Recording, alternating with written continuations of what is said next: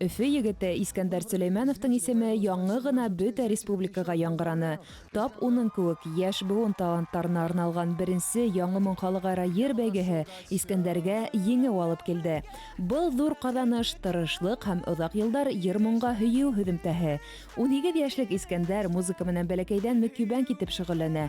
Мәктәп һәм кала конкурслары, Сулпылар телевизион бәйгеһендә беренче урын яулап, ул яйлап үзе йырдар иҗат итү менән шөгыльләнә башлай. YouTube'da Радик Юлякшинның видеоларын таптым.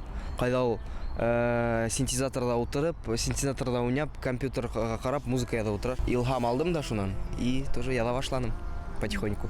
12 яшьтән. А буның өчен музыкаль белем кирәкме? Нисек?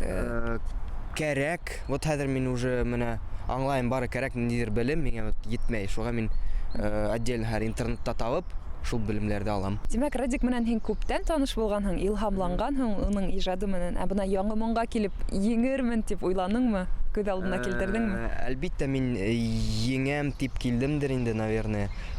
Бик өмет иттем. Но барыбер менә мин еңдем дип әйткәч миңа, мин бик аптыраным, бик исем китте.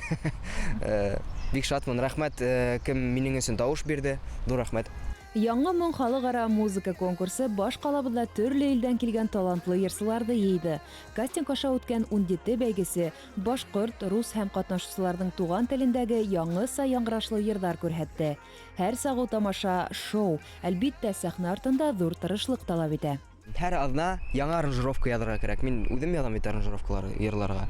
Һәр адына яңа аранжировкалар, яңа стиль уйлап табарга кирәк яңа йырга. Ул яңа моң бит инде. С другой стороны, нужно показать песню. Шул һәм инде һәр адына һәр көн һайын репетициялар. Тимур ул безнең хореограф, бию куябыз, яңа номерлар куябыз, ул бик зур эш. Үзеңә килгәндә ниндәй номер исеңдә калды? Ой, иң кызык номер булды ул Меладзе менән минең өчен, чөнки Меладзе утырды жюрилар. Һәм мин анда башкардым инде Сера дигән йырын. Яңа аранжировка эшләп, яңа стильдә бик тулкынландым, нисек оценивать итәр дип, ләкин ул миңа зур оценка куйды. Иң югары. Бик рәхмәтлемен.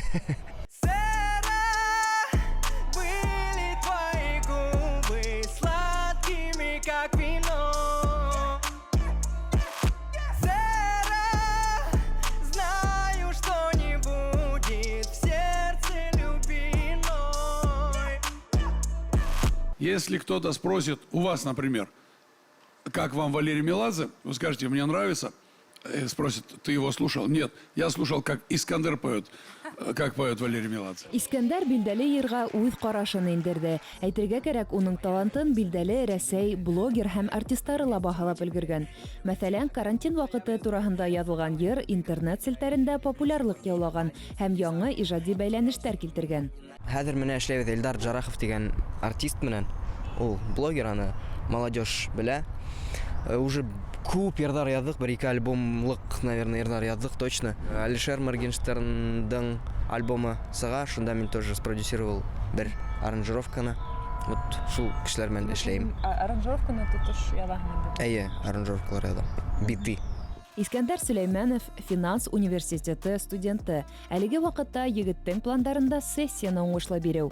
Музыканан аерылгыһыд Искәндәр тыңлаучыларын тиздән башкорт һәм рус телендә язылган йырдары менән куандырырга ниятләнә. Лилия Әһлиуллина, Наил Гайнуллин, Өфе.